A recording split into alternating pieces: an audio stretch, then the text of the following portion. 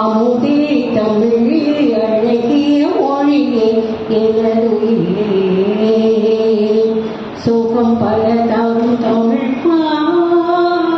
சுவையொரு கவிதைகள் தான் தமிழே நாளும் நீ பாடு என்ற அரசவை கவிஞர் வருணத்தித்தன் அவர்களின் பாடல் வரிகளை நினைவு கூர்ந்து கொஞ்சம் இது ஓகேயா ஓகே ஓகே என்ற அரசவை கவிஞர் புலமைப்பித்தன் அவர்களுடைய பாடல் வரிகளை நினைவு கூர்ந்து தமிழுக்கும் அமுதென்று பேர் தமிழ் என்ப தமிழ் எங்கள் உயிருக்கு என்ற புரட்சி கவி பாரதிதாசன் அவர்களுடைய பாடல் வரிகளை நெஞ்சில் நிறுத்து யமனிந்த புலவர்கள் மொழிகளிலே தமிழ் முறைவோ இனிதாவது எங்கும் காணி என்ற மகாகவி பாரதியாருடைய முழக்க வரிகளை நெஞ்சில் நிறுத்தி இங்கே தமிழ் கூறு நல்லுலகத்திலே கல்வி சான்றோர்களாக தமிழ் கல்வி சான்றோர்களாக இங்கே வீற்றிருக்கின்ற உங்கள் அனைவரையும் வணங்கி மகிழ்கின்றேன். இன்றைய நாள் எனக்கு மட்டும் ஒரு கொண்டாட அல்ல, இந்த கல்வி நிறுவனத்தினுடைய மேம்பாட்டு ஆராய்ச்சி கல்விக்கும் ஒரு பொன்னால் என்று கூறுகின்றேன். 2003ஆம் ஆண்டு தொடங்கிய இந்த தமிழ் வளர்ச்சி ஆராய்ச்சி மேம்பாட்டு நிறுவனமானது இன்று வெள்ளி விழாவை நோக்கி சென்று கொண்டிருக்கின்றது. அப்படித்தானே?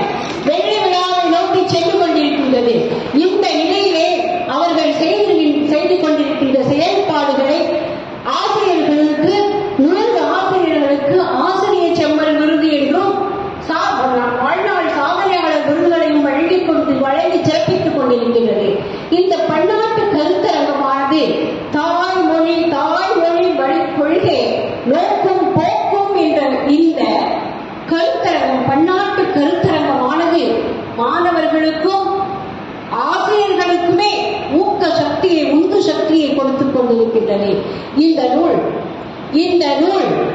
இந்த வெள்ளி விழா காலத்திலே நமக்கு கிடைத்திருக்கின்ற ஒரு பொக்கிஷம் என்று நான் கூறுகின்றேன். This is the kind of treasure.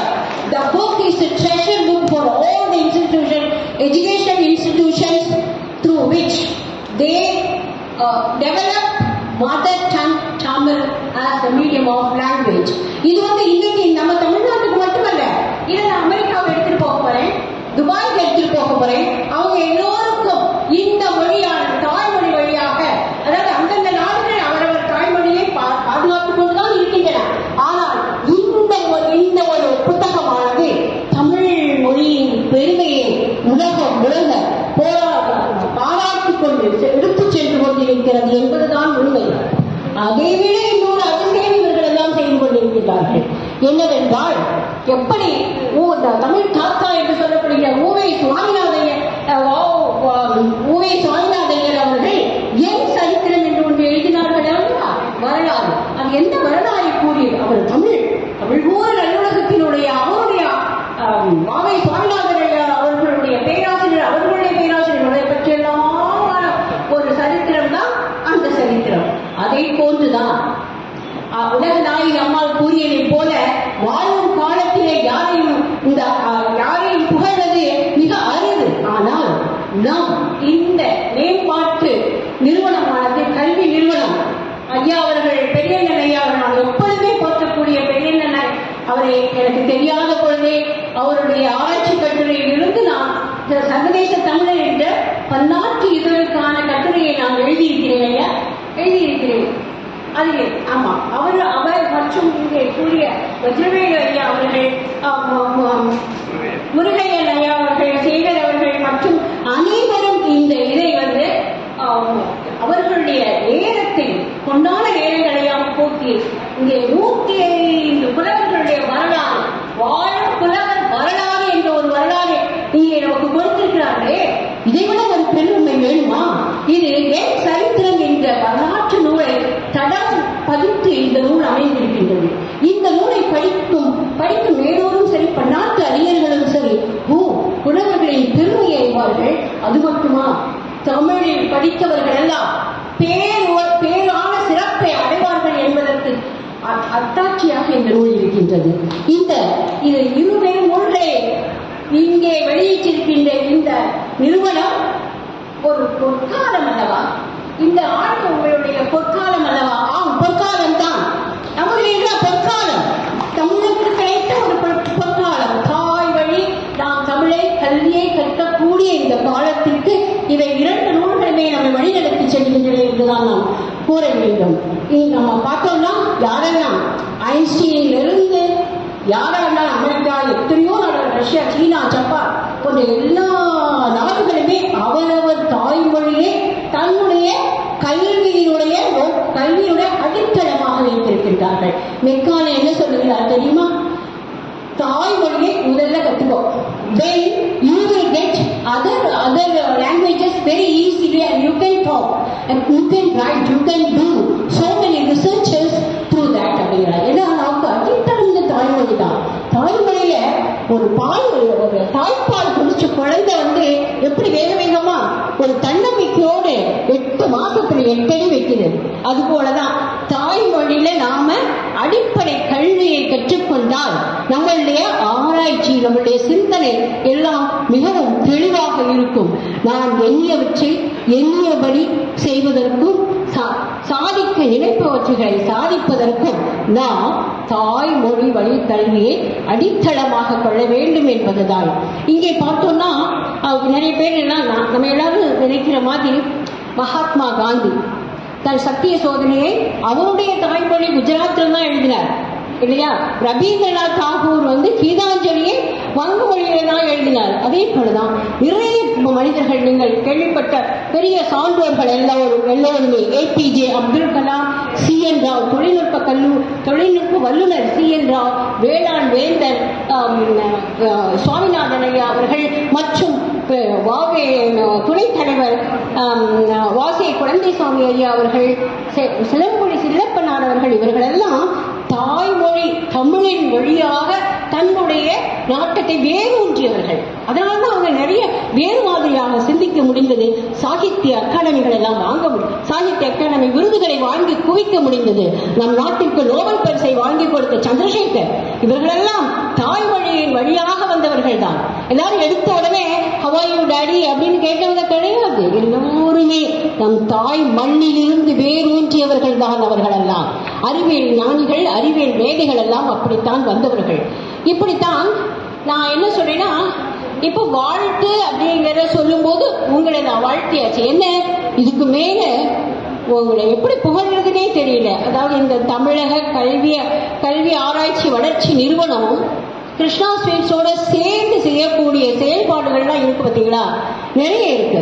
ஏன்னா ஆராய்ச்சியாளர்கள், ஏழை மாணவர்களுக்கு உதவி செய்கிறீங்க, ஆராய்ச்சி பண்ணணும்னு ஆசைப்படவர்களுக்கு வஜ்ரவேலு போன்றவர்களெல்லாம் வாங்க என்று வள்ளலாக ஒரு அறிவியல் வழிநடத்தி செல்லக்கூடிய ஒரு வள்ளலாக இருந்து கொள்கிறார். முருகையன் ஐயா அவர்களெல்லாம் உலகநாயகி அம்மா இப்படிதான் கூறினார்கள், மேலை பேச்சுக்கே அவர்கள் தான் ஆதாரமாக இருந்தார்கள் என்று. மற்றவர்களை பற்றி ஓரளவுதான் எனக்கு தெரியும். நான் எழுந்தால் பலகாலம் இங்கேயும் கடல் கலந்த வாழுகின்ற ஒரு பெண்மணி என்பதால் ஓரளவுக்கு எனக்கு தெரிந்தவர்களை எல்லாம் பாராட்டுகின்றேன். இந்த நிறுவனத்தை பாராட்டுகிறேன். இந்த 25 வருடங்கள் கூட ஆகவில்லை.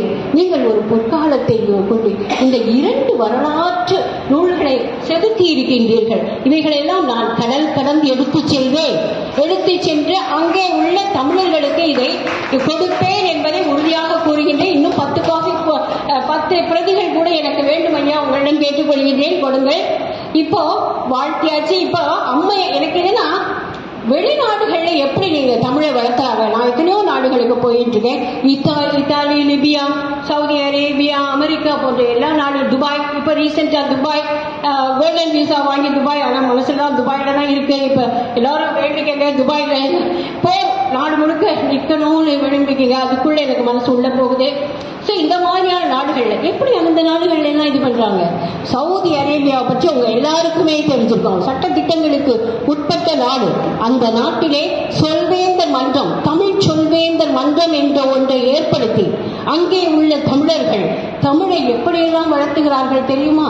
நானும் அந்த தமிழ் சங்கத்தில் ஒரு முறை தலைவியாக unanimously I was selected as a தலைவி, அந்த தமிழ் சொல்வேந்தர் மன்றத்துடைய தலைவியாக நான் தேர்ந்தெடுக்கப்பட்டேன் யுனானிமஸாக.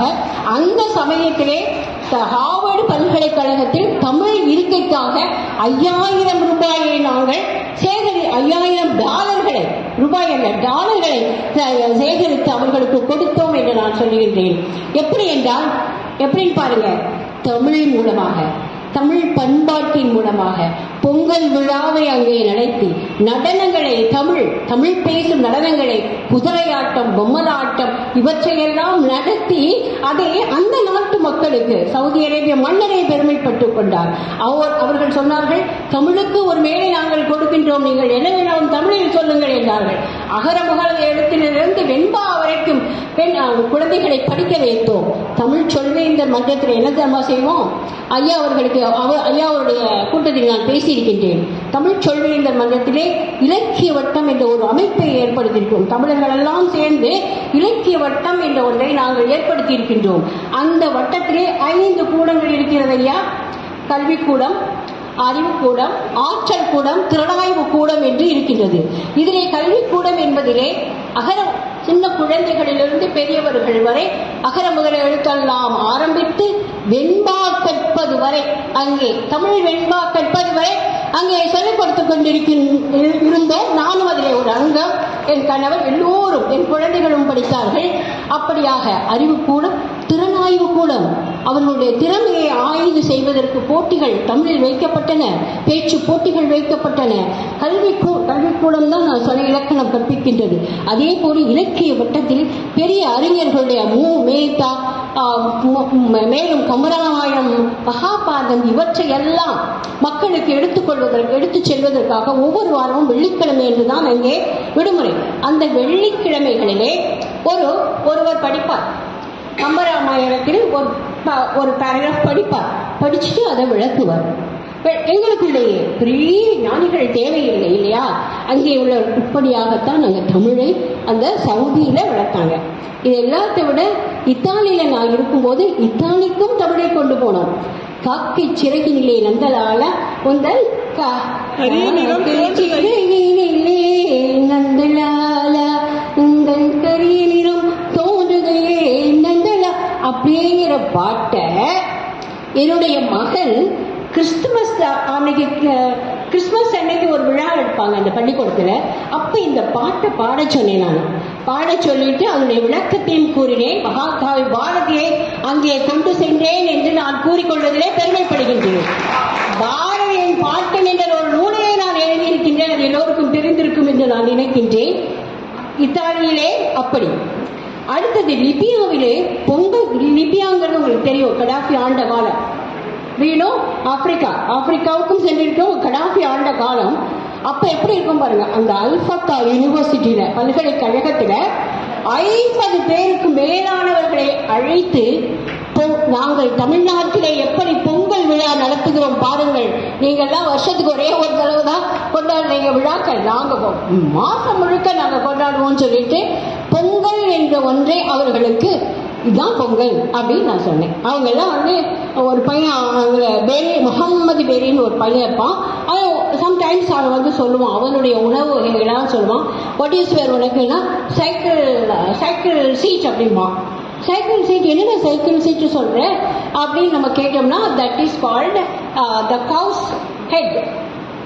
தி ப்ராசஸ் லைக் சைக்கிள், அதுதான் சொல்லுவோம். அப்போ நான் சொன்னேன், எங்க நாட்டில் இந்த மாதிரி நாங்கள் பொங்கல் இயற்கையாக விளையக்கூடிய அரிசி, ஜாக்ரி இவற்றிலெல்லாம் பொங்கல் செய்து சாப்பிடுவோம், பால் இவற்றெல்லாம் சாப்பிடுன்னு சொல்லி அங்கேயே ஒரு பாடலை தான் இந்த அமுதே தமிழே இந்த பாடலை பாடினோம். தமிழுக்கும் அமுதென்று பேர் இந்த பாடல்களை எல்லாம் அவர்களுக்கு பாடி தமிழ்நாட்டிலே நாங்கள் எல்லாம் இப்படித்தான் வாழ்வோம் என்பதையும் தமிழுடைய இலக்கியங்கள் எல்லாம் அவர்களுக்கு சொல்லி அவர்களோடு கலந்துரையாடல் செய்வது வழக்கமாக இருக்கும் லிபியா. அப்புறம் இப்ப அமெரிக்கா, வட அமெரிக்கான்னு சொல்றீங்களே, அமெரிக்காவில் உள்ள பிள்ளைகளும் துபாயில் உள்ள பிள்ளைகளுக்கும் திருக்குறளை நாங்கள் போதித்துக் கொண்டிருக்கின்றோம். என்னுடைய குழந்தைகளுடைய பெயர்களை கேட்டீர்கள் என்றால் நீங்கள் ஆச்சரியப்படுவீர்கள். எனது 3 மகன்களின் பெயர் இளங்கோ, பாரதி, திருஞான சம்பந்தன். மூவரும் அருமையாக தமிழ் பேசுவார்கள், தமிழிலே கதைகளும் எழுதுவார்கள். என் மகன் 2வது மகன் நடக்க தவறிய வரலாறு என்ற ஒரு நூலை 2 வருடங்களுக்கு முன்புதான் எழுதினான். அது அவனுடைய எண்ணம் எப்படியெல்லாம் வீரபாண்டிய கட்டபொம்மன் இப்படி செயல்பட்டிருந்தால் நம் நாடு 200 ஆண்டுகளுக்கு முன்னாலேயே சுதந்திரம் அடைந்திருக்குமே என்ற வகையிலே அவன் எழுதியிருக்கின்றான். தமிழ்ல தான் எழுதியிருக்கான். எப்படி இருக்கு பாருங்க. அதே போன்று 3வது மகள் திருஞான சம்பந்தன் 7வது வயதிலேயே கவிதைகள் எழுதக்கூடிய மகனாக பிறந்தார். இது மட்டுமல்ல, என் பேத்தி நிலா, ஓவியா, பெயர் நிலா, ஓவியா, உதய், யுவன். இவர்கள் 4வரிலே உதய் என்பவன் எனது முதல் பேரன். அவன் திருக்குறளை ஒவ்வொரு நாளும் படித்து என்னிடம் காமிப்பான். ஃபேஸ்புக்கில் வரும்போதெல்லாம் நான் கேட்பேன், என்ன குரல் பிடிச்சது அப்படின்னு சொல்லுவான். அவன் எப்போ அவன் என்ன சொல்லுவான்னாக்க, முயற்சிகள் மெய்வருத்த கூலி தரும்னு சொல்றீங்கல்ல, அந்த பாட்டு தான் எனக்கு பிடிக்கும் அப்படின்னு சொல்லுவான். அதனால ஐ எம் ட்ரையிங் பாட்டி, I am trying to learn Thirukkural அப்படின்னு சொல்லுவான்.